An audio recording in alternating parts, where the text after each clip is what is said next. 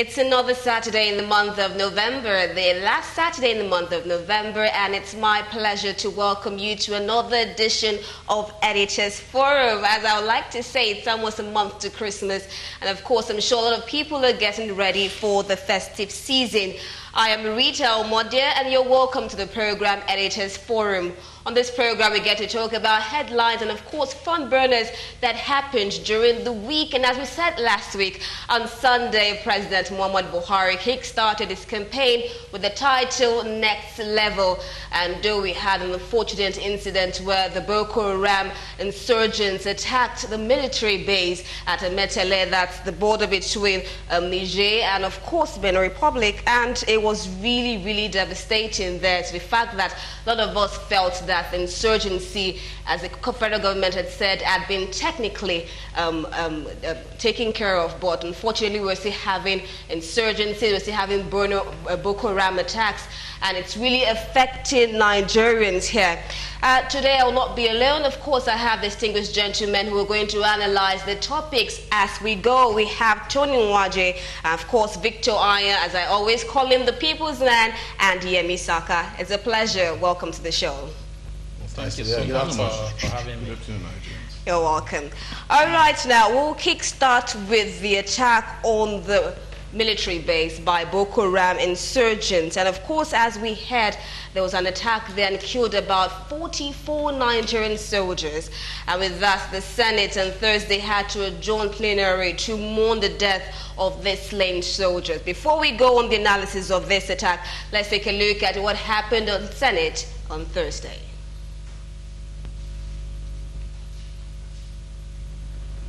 Plenary was adjourned Thursday in the Nigerian Senate in honor of 44 Nigerian soldiers killed in Borno State over the weekend.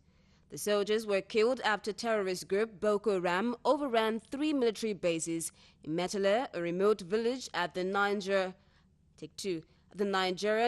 border. The decision of the Senate to suspend plenary follows the additional prayer by Senator Andrew Chindu, representing Rivers East Senatorial District. The issue of the military began with Senator Ibrahim Dambaba, the vice chairman of the Senate Committee on the Army, noting that the committee has been non-functional, particularly in the area of oversight functions. The Senate is completely detached from the Nigerian Army. We in the Senate do not know what the Nigerian Army is actually doing. I want to say this again. There was a draft bill that was referred to the committee about 2 years ago. That draft bill is still lying down on the secretariat, on the table of the clerk of the secretariat of the committee, because the leadership of the committee has not been able to give direction as to what to do with the bill. Speaking on the matter, Senate President Bukola Saraki said the concerns raised on the military is timely, coming on the heels of the recent Borno incident where scores of Nigerian soldiers were killed by Boko Haram. I think we're all aware that 4 days ago, was it 5 days ago, we lost about 44 brave soldiers of the Nigerian army in northern Borno. I don't think it was raised here on any motion for us to pay our respect for these brave men that have sacrificed, made the ultimate sacrifice for our own safety, for peace in our country. And I think, if you permit, I think there are 2 or 3 prayers we should do here. One is to pay our respect and 1 minute silence for those men in the military. Deputy Majority Leader Senator Bala Ibn Naala, who lost a cousin in the attack, and Deputy Senate President Ike Kwemadu condemned the attacks, describing the death toll as unacceptable, while Senate Majority Leader Ahmed Lawan called for occasional visit of troops on the front line. Lieutenant Colonel Sakaba is my cousin, and he was the head of that team that was attacked, and he lost his life. And unfortunately, sir,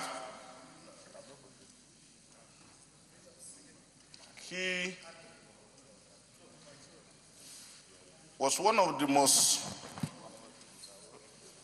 dedicated soldiers I've ever met, not because he's my relation, but because I knew from his commission as lieutenant to his second lieutenant, to his rise to become a lieutenant colonel, what he has gone through and what he has done as his contribution to the Nigerian army. To lose 40 soldiers in a day is very serious. It's taking Nigeria a lot of money to train those soldiers. Every responsible country in this world take the death of one soldier very seriously because they represent the best in us. Somebody who commits himself, his life, to die for others so that they may live. Not considering what happened to his children, his wife. And most time when they die, nobody cares about those people, those loved ones. And that's why this matter was very, very serious. To lose 40 of them in one day should be a matter of concern. I'm not sure we're taking good care of the safety of our soldiers. I think we're just throwing them on harm's way and nobody cares. Perhaps it is time that our committees, the armed forces related committees, defense, army, navy, air force, and even the national intelligence, start to pay surprise visits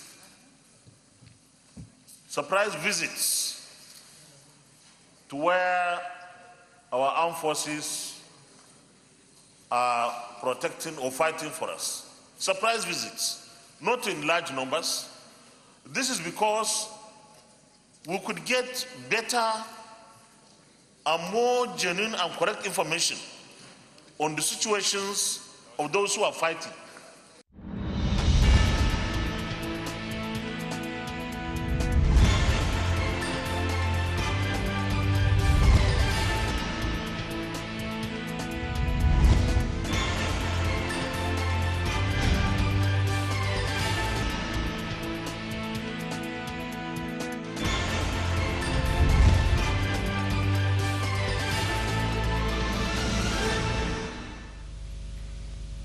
You're welcome back. You're still on to Editors Forum, exclusive to Galaxy Television. And our first topic, we're talking about the Boko Haram attacks on the military base at Metele.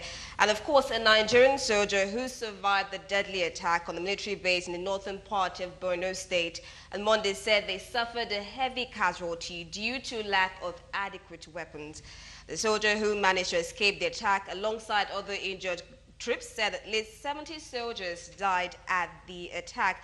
Now, according to the soldier who survived the attack, their location was invaded after Boko Haram allegedly issued a threat letter last Friday that it would soon take over 4 strategic military locations around the Lake Chad region. This is 44. We're having reports of 70 soldiers. We have another report of 44 soldiers being killed. But the fact is that people were killed by Boko Haram insurgents. And with that, we'll kickstart the topic there. So, Tony, how would you analyze this particular situation? Now, we have insurgencies coming back. Is it that the federal government had not actually handled this particular issue, or it's just one of those issues? What the federal government did, this administration did so far from 2015 till now, I think they need to be commended to an extent. All right. But Boko Haram, or the insurgent now changed the strategy, they changed their game. Before they go into a community, host their, put their flags up and then take control. But now they've been pushed, to the frontiers. But what they now do is even more scary. If you follow what happened on Sunday, Melete, right, in Borno State, it shows, it tells you a story of a helpless Nigerian military. You need to watch that video over and over again. Initially, we don't get to see such videos because Nigerian army or the military will come and tell us. They're always doing press releases to the press. They give press releases and all that. This is 10 people were killed, this is what happened. So we now wait for the military to tell us what's going on at the battlefront. But what the insurgent did, they took their own camera there, the video, and then they shared it. it tells us another story, it gives another angle to that story or to the narrative from the federal government. I'm scared because I don't think the military or the federal government have succeeded in technically defeating Boko Haram. You subdued. What I think they did was they were able to subdue them, but they got back, re-strategized, and changed. Now it's even more dangerous, taking out over 100 soldiers in a day. Then if it happens, and this is not the first thing, it happened about I think last month, October, August and all that. So it happened July, September. So what we used to have before, you see, they go into a community, they take control, but attacking the soldiers just like this, like what we have today, I've never seen it. Maybe it happened before, but this based on what the empirical evidence, the one I saw, and which is still trending. So it tells me that we still need to do a lot. It's not about media. The time the military concentrates trying to tell the media that we curtailed Boko Haram, we subdued it, they should channel that same energy towards fighting these people, because it's like they are winning the war. It's a war. What I'm saying is war, nothing less than that. So it means that we need to sit up. Like yesterday, I learned the president dispatched the Minister of Defense to Chad in view of this. What happened to the multilateral military force, between these countries to battle? I think it ended in 2016. When the president came, that's one of the winning, that's one thing they threw up there that, when we get this, in fact, we're doing it already. I think Borata was there, that team before. So I've not seen anything changing. Something needs to be done.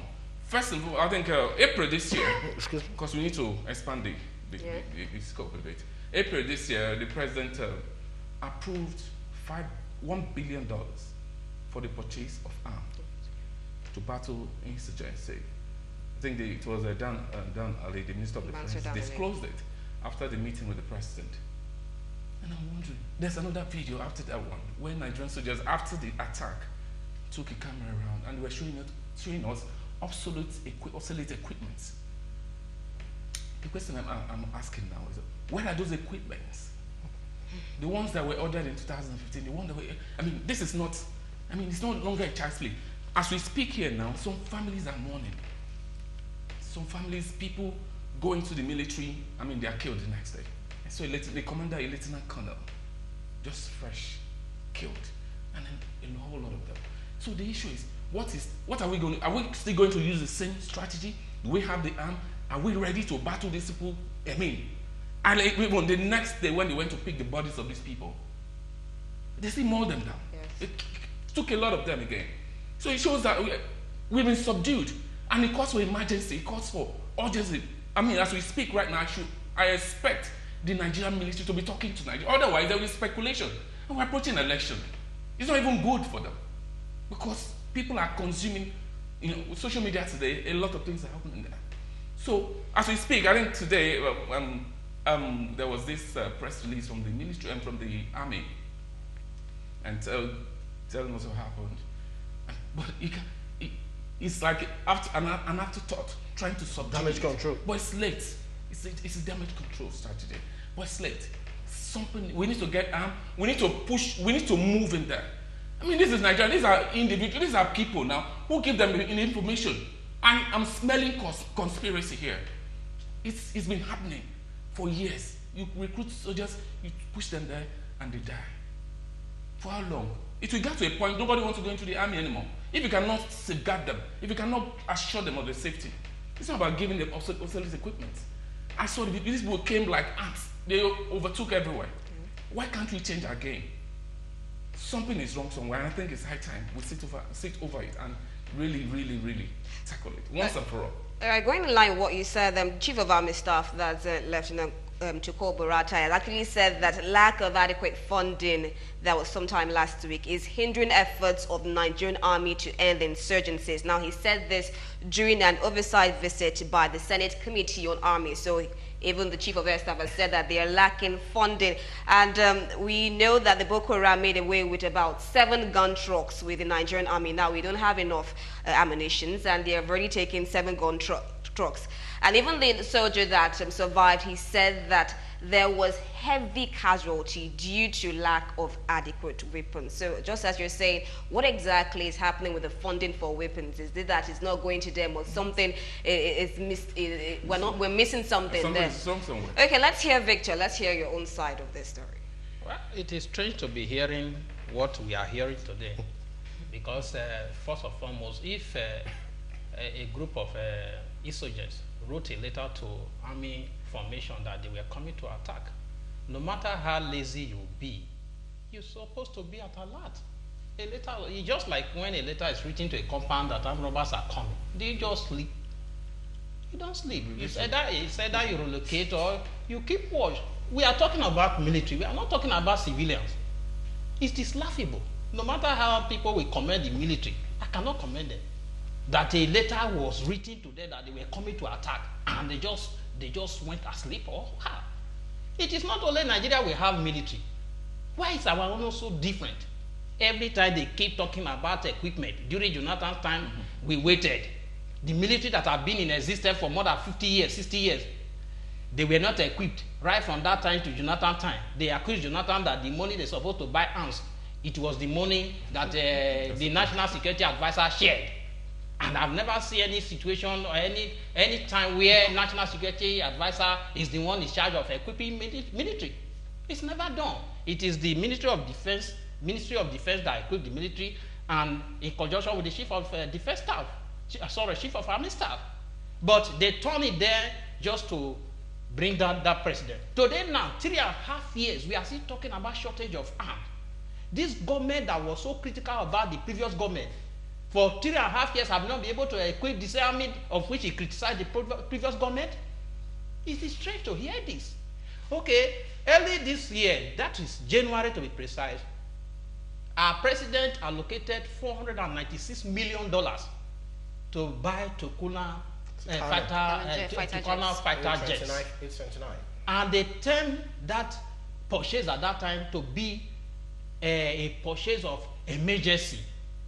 Equipment that will be aircraft that will be delivered in 2020, they term it emergency. And I was in this studio there, and I said that I disagree with that statement, that you cannot call a fighter jet that will be delivered in 2020 to be emergency. They said because America gave the condition. And I asked them, is it only America that said these things? That you will commit $496 million under the guise of being in an emergency to go and buy a fighter jet that you are not going to use until 2020, while we are fighting insurgency. So what I have to say is that the military is not coordinated. I'm saying it on it. No matter whatever position anybody will take, they are not coordinated. As we speak right now, if you drive from Shagamu down to River State, you see the multiple roadblocks being mounted by the same military, while we are told that they are overstretched. I was listening to a program the other time. They said that the discussant said that the military are overstretched, that they are the one doing the job of a police. And I said, what concerns me about that? Is it their duty to begin to mount roadblocks? The police has said that there should be no roadblocks, but the military suddenly took over that job. Maybe you have not gone to Delta of recent. If you travel from Shagamu, you see the multiple roadblocks they are mounting. All the express road have been reduced to one lane. They put drums, slow down traffic. And I asked, for what purpose?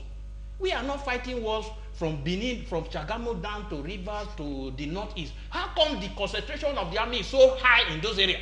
Where we need it in the north, where people are being slaughtered, they are not there. So, if anybody say that it is because of that they are overstretched, I will say that the military here, they are the people, they enjoy their duty so much. Because in other clans, it is the military, their bureaus. They build bridges. They farm. Our own is only to fight his soldiers, just one duty. And they are not able to do it. And somebody expects certain people to begin to sympathize. We cannot sympathize. If you don't carry out your job very well, then this is what you have. Especially when a warning letter has been written. What are we talking about? Even in ordinary industrial security, they don't condone such a thing. A letter has been written, and they overtook them so suddenly as if they were not. Assuming a letter was not written, what would have happened? That means the insurgents would have bombed down the whole army base. And it is so strange for us to be seeing this thing. So what am I saying? The military should put his act in order, put his house in order. They are not coordinated. If they are coordinated, all these things will not be happening. How can we be saying every now and then that they are not equipped? They are not equipped. Since I was born, I'm quick to say it, any program I find myself in, that since I was born into this country, the defense budget has always been the highest. Where is the money going to? My fear is I don't know. It's not about the military itself. I'm more concerned about those people at the battlefield. That's the officers. The pawns, the soldiers. Looks like a chessboard. The indictment we should focus it more. Now, Victor, wait, sorry. No, I understand what Victor. When Victor is saying military now, are you talking about exactly? Are you talking about the military management or actually the soldiers now? I think it's more because, of course, they take orders. It's what it's orders. The order they get is what you're going to work with. So the issue is those arms, were they bought? If not, if they were not bought, where is the money? Where are the funds appropriated for such? Because I know what the generals are doing now. Those days you used to see a general driving a 504, a salon car. But today he said a Land Cruiser, a brigadier. Tell me how he's going to come down from that vehicle. Okay, quickly. Because they were meant to go through that tough military life, but now they live ostentatious lifestyle. So you don't expect them to corner money into their pockets. What happens to the weapon? That is the question. Let's hear from Yemi Saka. So those people that I think we did ourselves a good disservice towards the build-up towards the general election 2015, when even those in government and those outside government were trading blames of inadequate fundings and no weapon. I remember the Minister of State then, Mr. Banikoro, when he said Nigerian military has not been equipped in the last 20 years, and I said it's not fit to be a public officer. Because even as of 2006, 2007, at the air show in Russia, Nigerian Air Force under Paul Dike ordered some Alpha jets, and the Chengun, Obasanjo equipped their Air Force fleet with Chengun F-15, and we bought a lot on that, and we equipped even the Air Force fleet with MiG, Russian MiG. So when it comes to under equipment of the army, upper equipment of the army, I laugh. It's just it has been a conduit pipe to fleece us of our Commonwealth. Now, let's go back to this insurgency. When you pick a snake farmer, who happens to be the director of procurement of our defense headquarters under the regime and the era under intense scrutiny and investigation, that means a Tukur Buratai was the director of procurement, the defense headquarters. Okay. And we know there's something called scope paper in the military. For every operations and everyone, what have you, the scope paper itemizes personnel, arms, ammunitions, and what have you. And there's no way that the Ministry of Defense or the NSA, even let's assume the NFC was the one trying to source for those arms, would have something to work with without the input of the Director of Procurement Defense Headquarters. Now you're probing every other person, and you just bypass Tukur Buratai. Now the question is this: it's very easy for us to assume you've given in the yam, you've given in the knife, because the allegation of poor funding, poor welfare is still ongoing. So we have to tell ourselves that is a part. The second part is the way we're going about the prosecution of this war against insurgency. Part one, we're building on a failed system.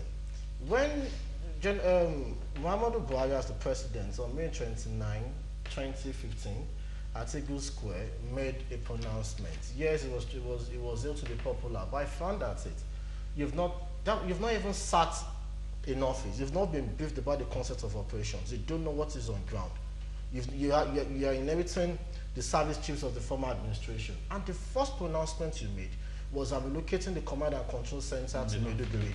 And that people will tell you, yes, the command and control center doesn't do anything. They just say that they're in the DHQ, blah, blah, blah. That's only the theater commanders that. But even that order was not executed until 13 days after.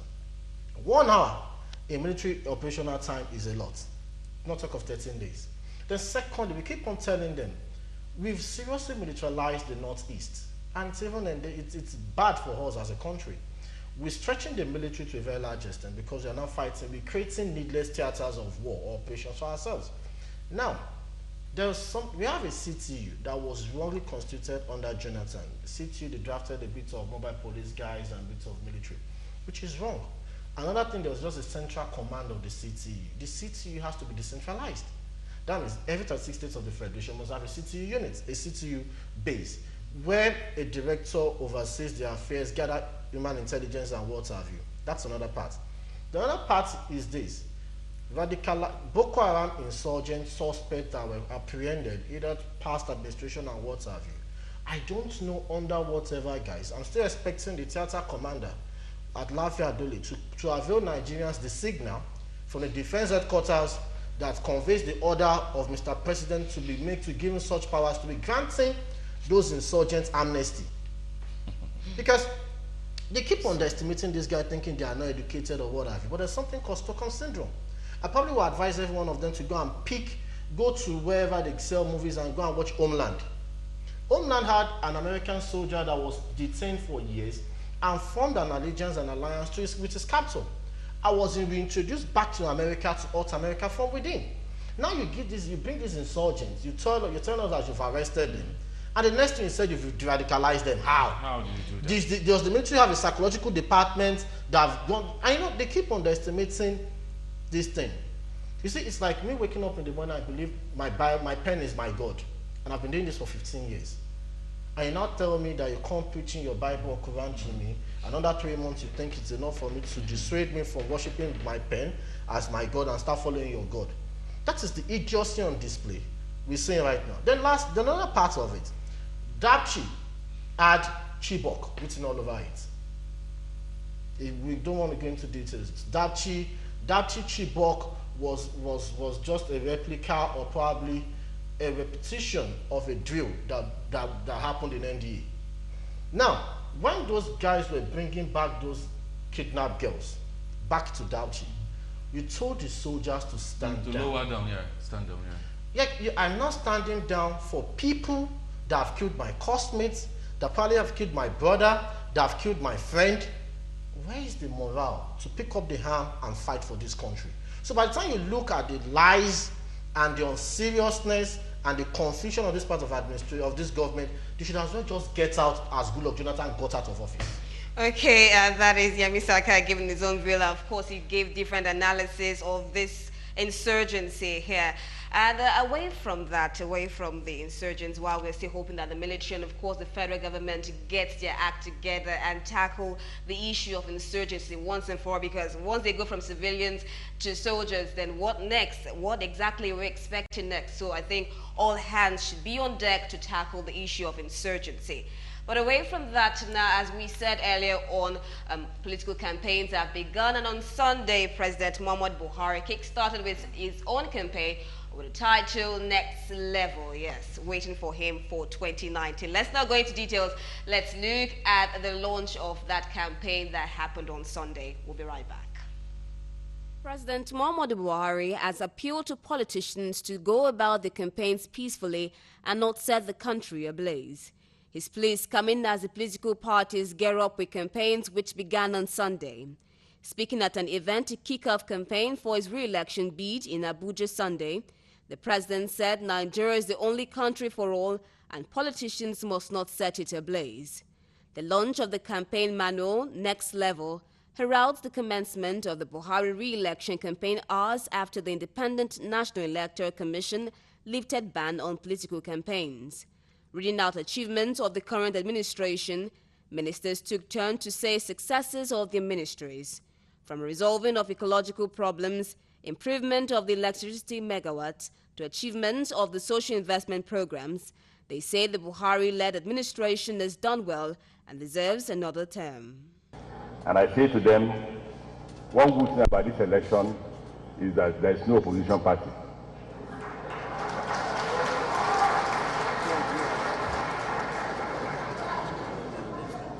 And I said that because PDP was in power for 16 years, so they will show their scorecard.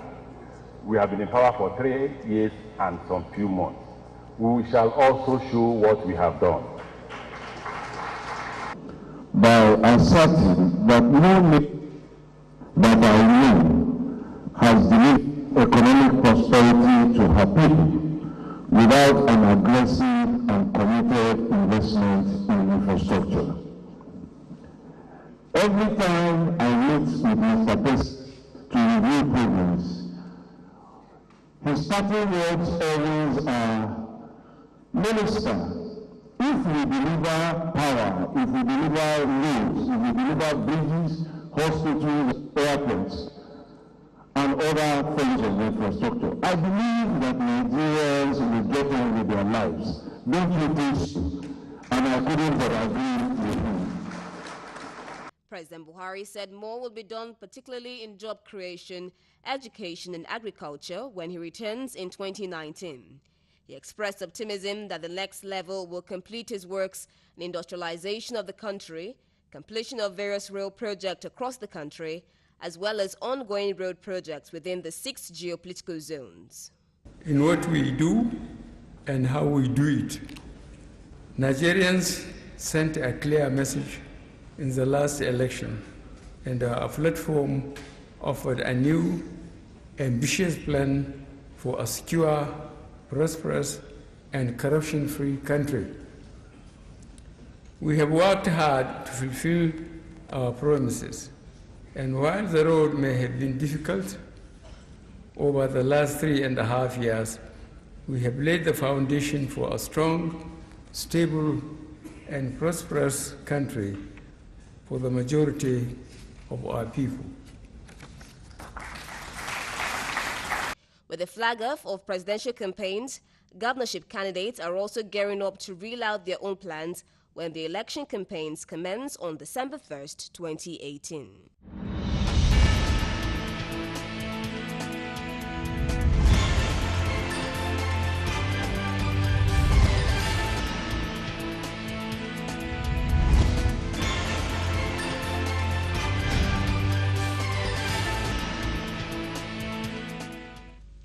You're welcome back. It's still Editors Forum on Galaxy Television, and we're all on political campaigns and leading presidential candidates, President Muhammad Buhari of the All Progressives Congress, APC, and Atiku Abubakar of the main opposition People's Democratic Party, PDP, have outlined measures they will take to address Nigeria's problems, and President Muhammad Buhari reeled out action plans he will take to take Nigeria into the next level.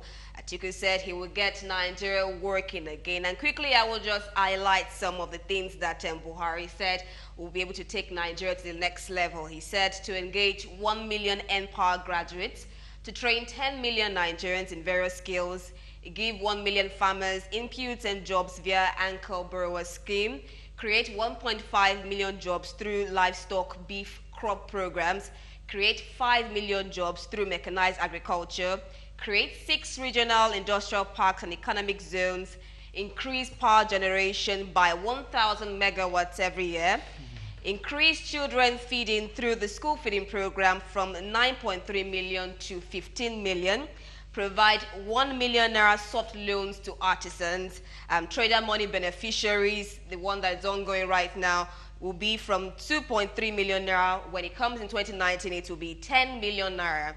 To retrain all teachers in public, primary, and secondary schools. Now, for Atiku, that was for Buhari.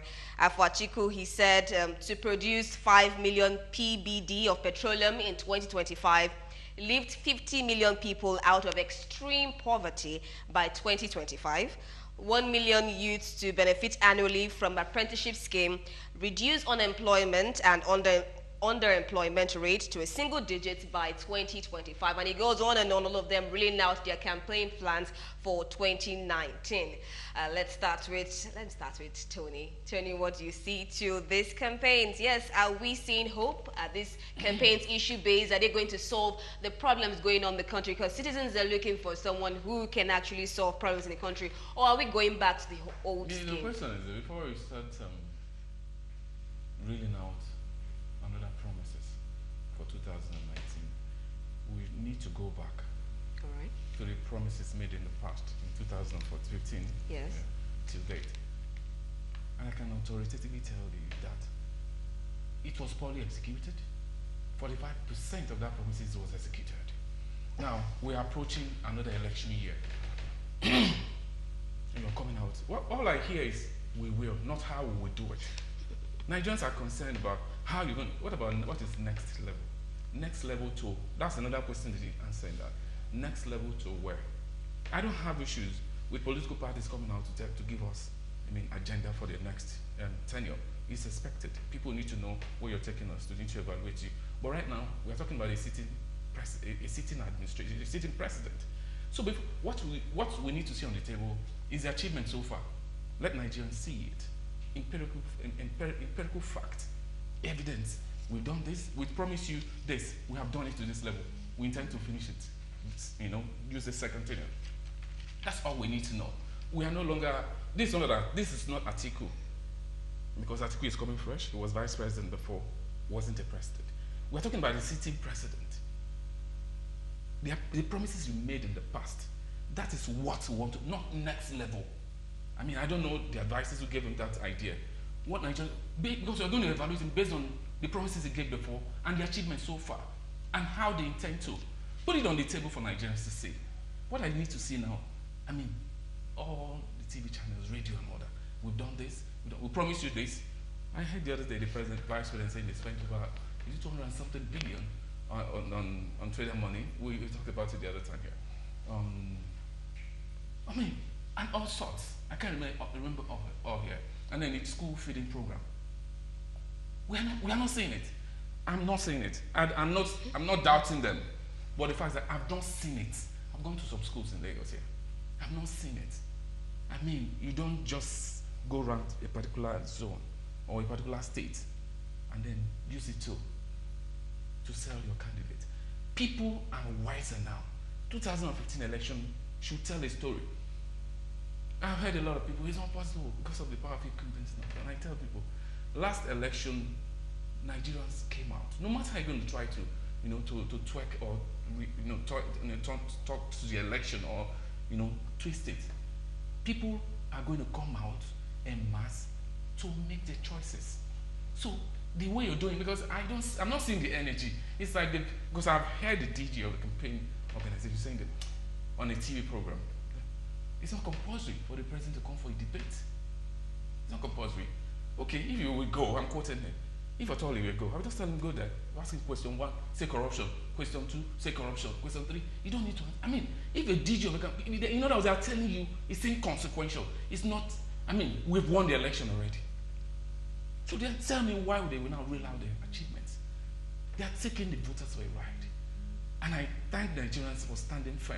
I saw a show 2 days ago where the DG of, because these are the people even doing damage to the president. And I wonder if it's on top. When you say this kind of thing happened, you should step forward. He went to an event and he was reeling out. Nigerians are the people who are saying this thing. He was bringing up, fictitious achievements. He said, no, sit down. We don't want to hear you anymore. That should send a message. So when you go back, he said, this is what I faced today. How do we change? It's like Nigerians are not feeling us. That's what they made up their mind. That we saw recent elections in states, and we saw the outcome. If we want to protect our democracy and grow it, that is not how to go. They will tell you, go to court. You're creating problem for the court. Court, they have, since 2000, they have cases in court. And you're telling people, don't worry, just rig it. They will go to court. And those courts are even slow. So it's a totality of our system. I was expecting change because the promise has changed.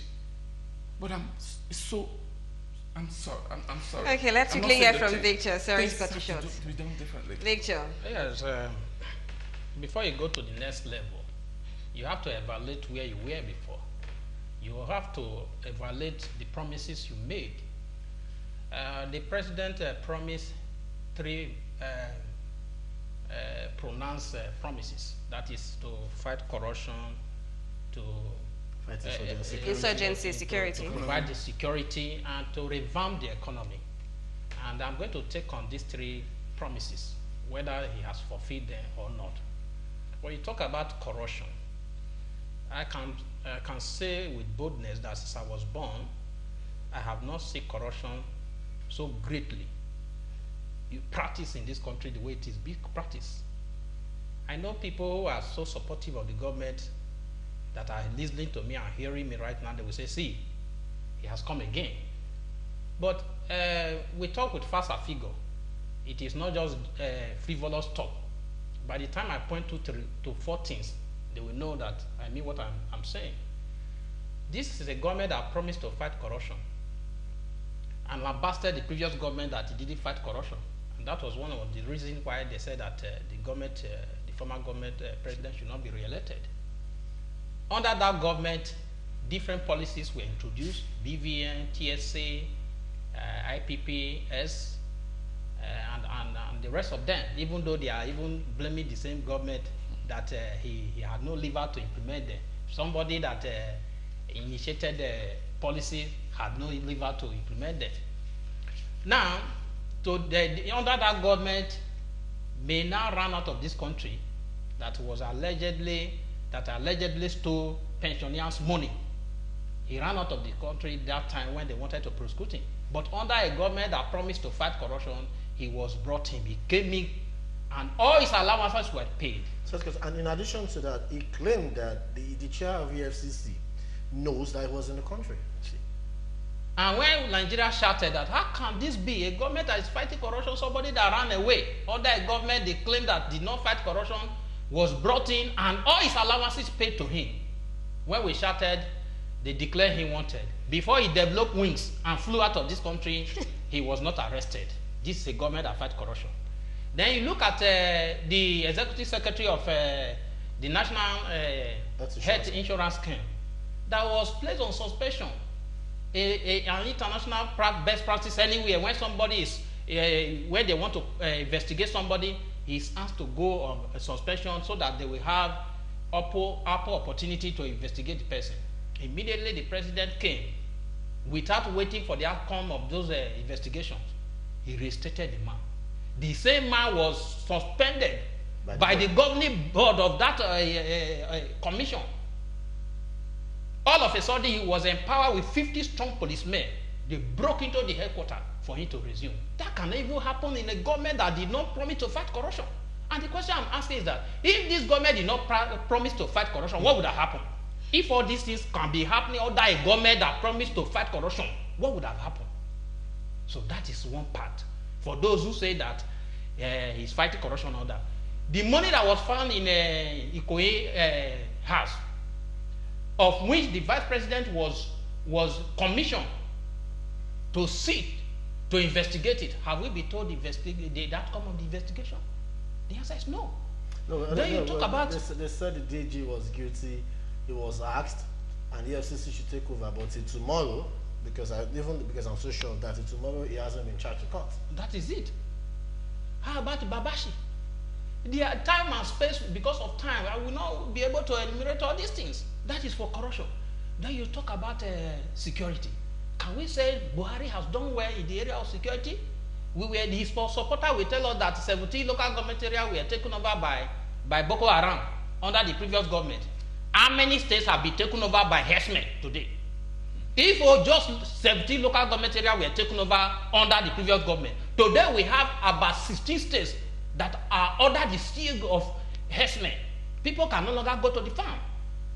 Can we say that he has done well? The answer is no. Because go to Plateau, go to Benue, go to Zafara, go to Nasarawa, go to Delta. I told you I traveled. Go to Kogi. I traveled to Delta State in June. Go to Ekiti. All the farms, the women have to hide in the night to go and cultivate. But now, they cannot even go back to the farm.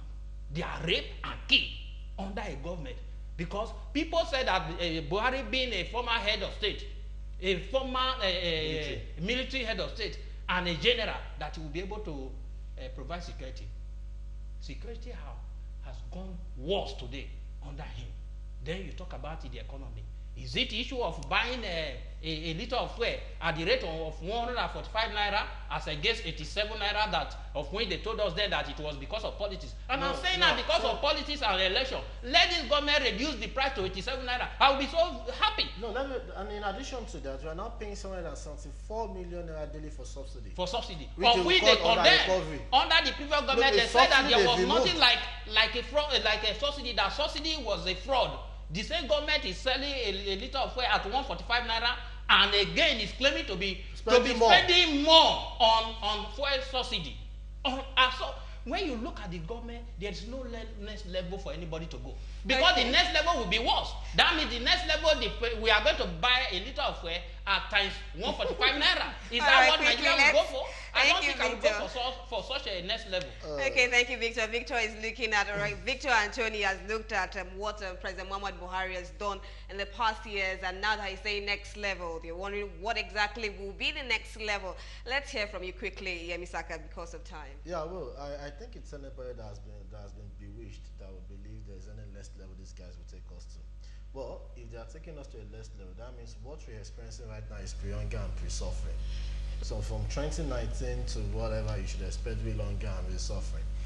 And but for me, away from what they've said, because I can't differ with them, people say yes, you're angry with Buhari because he has blocked the loopholes, there's no free money. And the question is, the money that the figures we're hearing is flying between NNPC and NNG, are those ones frozen money? Because we should ask them the question. So how did that happen? And you know, when they said TSA, these guys are grossly indisciplined. All NDAs and what have you should fall under the TSA account. Why did the NNPC do that? Check the board of the NNPC. His chief of staff is there. Who's the Minister of Petroleum? As much as you are holding Desiane and this Madueke responsible for the fraud, rot, and what have you in NNPC and the Ministry of Petroleum, Muhammadu Buhari should be held responsible and should be dragged to public courts and what have you after his tenure, like we've done to Desiane, because he's the Minister of Petroleum. Then, for me, election, the arrogance is needless and misplaced arrogance. For one man somewhere to think he can defraud Nigerians again by not telling us what he wants to do. He must talk. You see, it is criminal for you to for you to believe or expect 170 million Nigerians on the estimate to entrust their destinies into your hands, and you don't want to tell them how you want to go about it. You don't want to tell them why they should do that. You think Rotimi Amici is not going to be the president.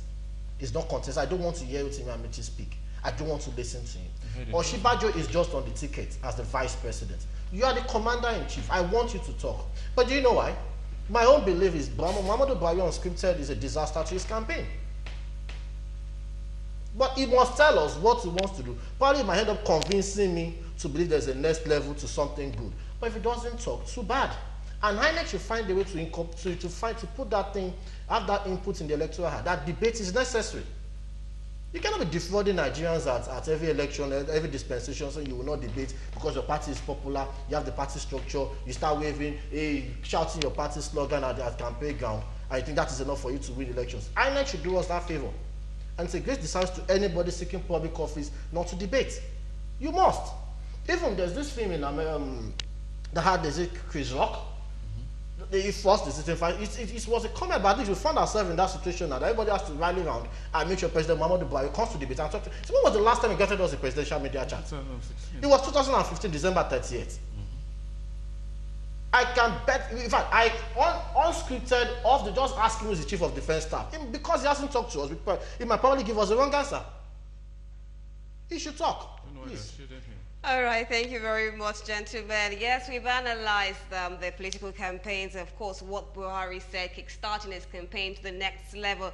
And a lot of the gentlemen here are actually calling for a scorecard, saying that he should have done better in his previous administration before moving to the next level. But aside that, 2019 is around the corner. 4 years ago, we had the former president, Good luck, Jonathan. And a lot of people were really international and national actually praised him for conceding to defeat in the elections, sitting president, and he actually gave way to President Muhammadu Buhari. But the former president, Goodluck Jonathan, marked his 61st birthday with a book launch at the Transcorp Hilton Abuja, and the book titled My Transition Hours, written by the former president, gave an insight into the 2015 presidential elections, also a reflection on some key decisions taken by Jonathan during his administration. And the ex-president, who lost the election to his challenger Muhammadu Buhari, who is the current president with just over 2.5 million votes, also blamed northern leaders who wanted power returned to their region for sabotaging his re-election bid. And he said, despite threats and opposition, he was still able to win the 2011 elections. He said in 2015, some northern leaders continued to oppose his presidency and his bid to seek a second term in office. But a new element was added to the opposition: constant fabrication of damaging stories. He also said that his tenure heralded phenomenal economic growth for the country, the most prominent of which the 2013 declaration of Nigeria as the largest economy in Africa. And he's comparing it with his own, with President Muhammadu Buhari's own administration, saying that the economy has been bad, but during his tenure, the economy was better. And the presidency actually kicked against it, saying that he actually launched an attack on the ex-president, saying his claim on the status of corruption in Nigeria was outlandish and false. In a statement by Buhari's spokesperson, Garba Shehu, the presidency also lists what it considers the achievement of the current administration in the war against corruption. Finally, we hear from Goodluck Jonathan. A lot of people wanted to know the mindset of Jonathan when he actually lost the 2015 election. What would be your review, Tony, of this particular book launch? For me, it's a welcome development. We need to know what happened before he took over from Yaradua, during his tenure and all that, and they are contained in that book, in that memoir. The controversy raging at the moment about the content is expected. Definitely, I've heard a lot of people saying you didn't take responsibility for certain actions and all that. You don't write a book to condemn yourself. To condemn yourself. So all of them that are written on Obasanjo and all that, you just check it. You don't. So that the issue is that he has written. Everybody wrote books there. We had presidential public servant. Obasanjo has under my watch, or something like that.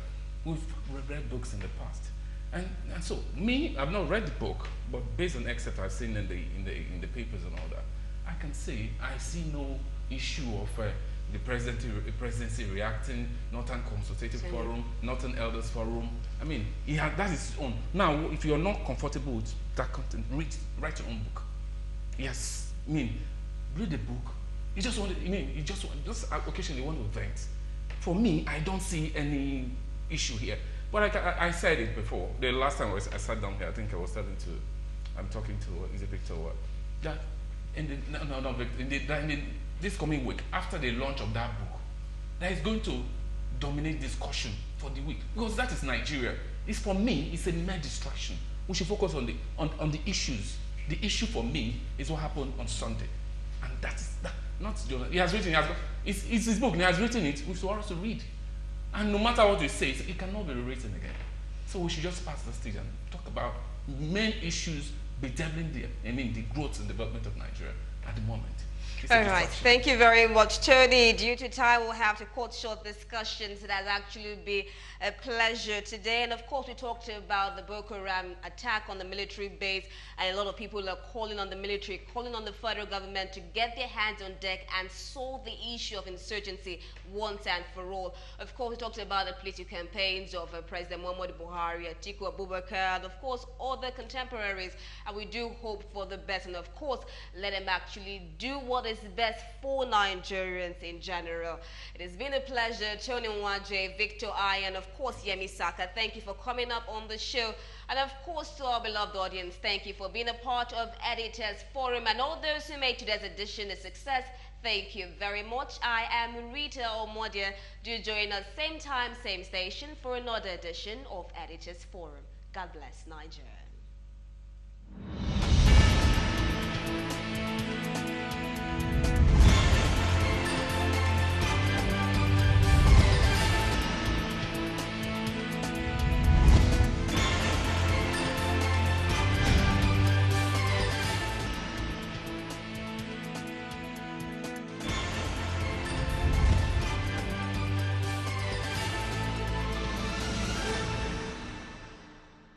Galaxy Television requires the services of a